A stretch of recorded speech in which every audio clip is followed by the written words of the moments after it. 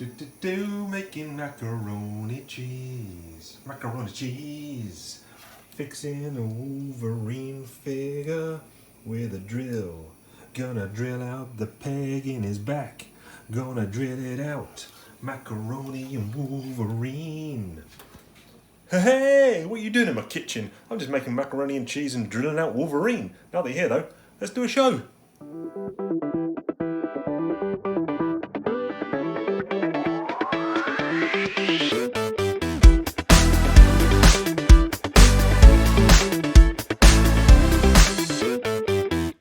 Whoa, Nelly! You've joined us for another episode of ArmaGEEKdon. I'm your host, The Chief. Welcome into my loft. There's loads of geek stuff going on around here these days. Every day, in fact, because I don't have a day off. Listen, we've got another great show for you today, another action figure review, and it's another Storm Collectibles. Wait a minute, this guy's not even in the package. Look at the box, though. The box art is great. I had to get him out. I couldn't wait to get him out, get him to the table, have a play around. Smell that sweet new plastic smell. Plastic's bad for the environment, people, but listen, when you need a premium action figure, you got to get a little bit of plastic in your life. But listen, we're going to get this guy onto the table. If you're in a position to help out the channel, you can do the like, subscribe, get the notifications, all that jazz. Bump us up those charts, the funky algorithms that no one knows how they work. We can do that. That will help the chief dog out and help ArmaGEEKdon out. But listen, I've been jabbering on long enough. Let's get this guy to the table.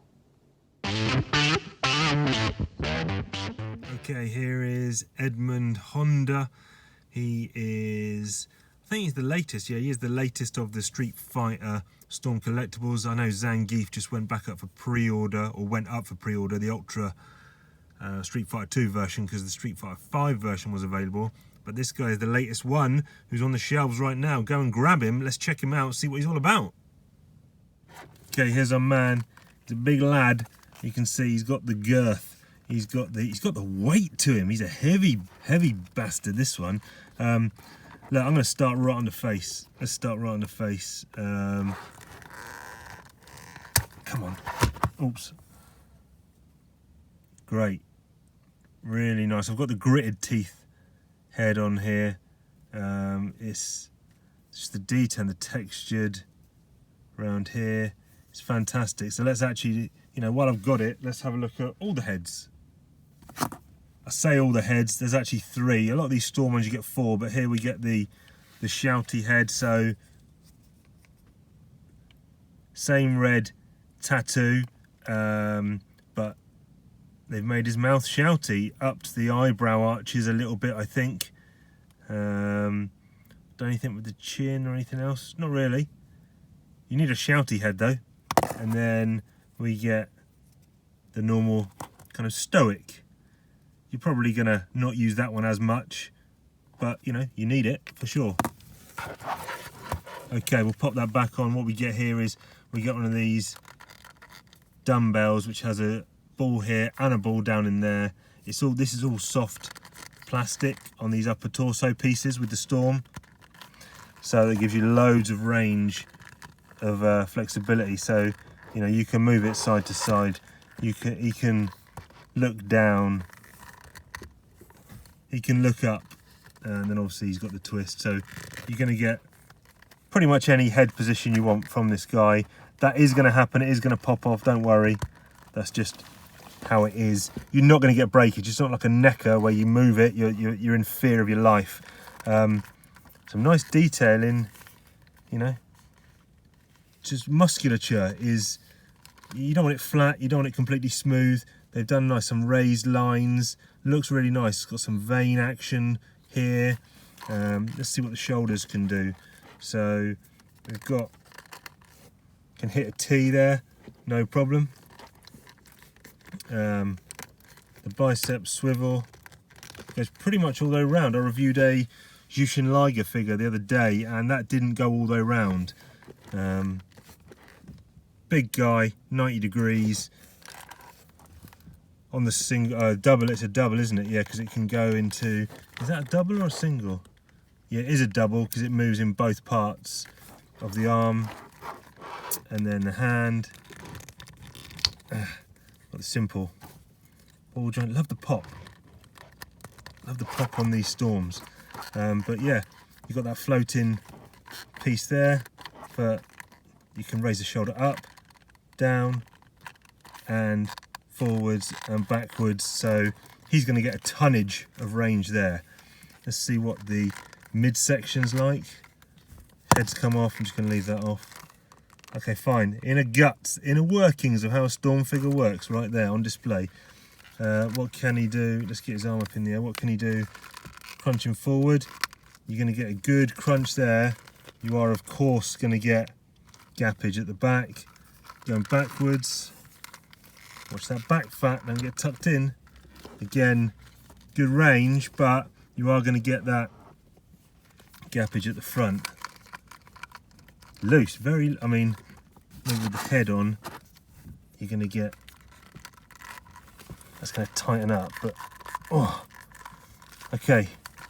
Yeah, it is quite loose, look, that is loose, and he has only been out of the box 5 minutes. Okay, fine, is what it is. This, I thought this was actually a cloth soft piece. They've done a really good effect because they've made it kind of rumpled and crumpled, which gives it a very, very, real looking feel, and it hangs nicely, but it is just a soft plastic piece. Then you got his nappy on underneath. Look at the quads on this guy. He's been doing squats for fun. Loves it. Okay, well, let's see has he got a twist at the waist there? Yeah, of course, because that's a ball joint that goes down in there, which allows you the twist. Very good. And then the legs, what's he gonna do? Oh, apologies, Edmund. Okay, look, that's about all you're gonna need from a big guy like that. That's perfect. Can he kick forward? He probably can. He's a bit squeaky. At the moment, I don't oil these. Should I be oiling these joints or not? Don't know. Goes back, knee, double jointed knee. How far can that go? Probably about 90. Foot. Yeah, the toe hinge is quite far back. It's a very stiff figure. Ankle rocker is pretty generous there. Ooh. Foot going back is pretty good, although look at this gappage there, and then going the other way, you're getting a little bit, you've got gappage at the heel there, and even flat there's a bit of a gap there, which is not ideal, but hey, look, he's a big guy, so I think articulation on this guy, I'm going to get him posed up, but I think it's pretty good for what you're going to need from a Honda figure. It's got what you need. It's few ugly bits. Just trapped my finger in that toe hinge. Oh, pinched the skin. I think there is a few limitations, but again, it's not going to worry you too much, I don't think.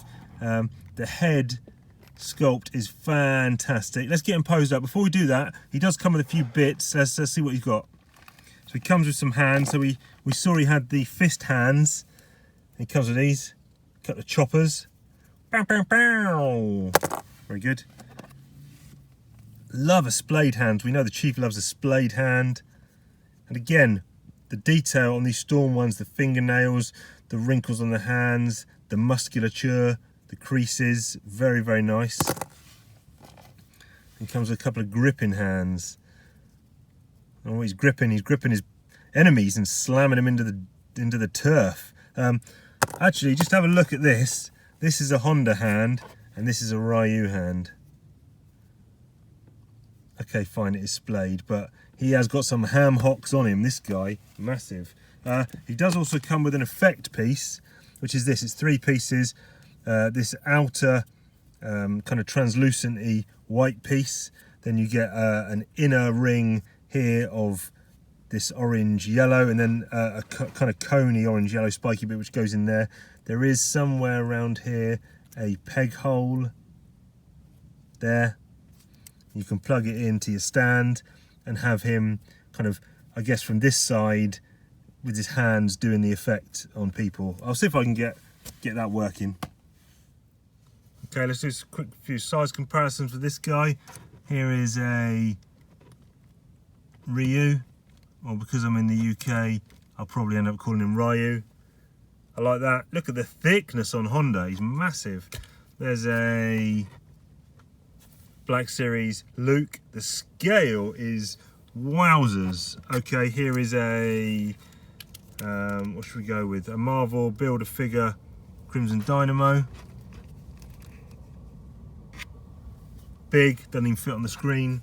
And have I got anything else to hand? I've got a War Machine actually here, just hanging around. There's a War Machine, Marvel Legends War Machine. Yeah, okay, there's the scale. Let's take some pictures and give some final thoughts. Okay, final thoughts on this guy. Look, he is a Street Fighter character. He looks like he's jumped out of the screen. The aesthetic on him is fantastic, although there are some niggles with regards to the joints, etc. But what more do you want from an Eddie Honda figure that's out of the game? So yeah, I think this is probably one you need to get in your collection if you are a Street Fighter fan, although there are definitely better Storm Street Fighter figures out there. You need to get this guy. Okay, that was a pretty quick review of this fella here. Now, I've gone through some ups and downs over the past few days with him.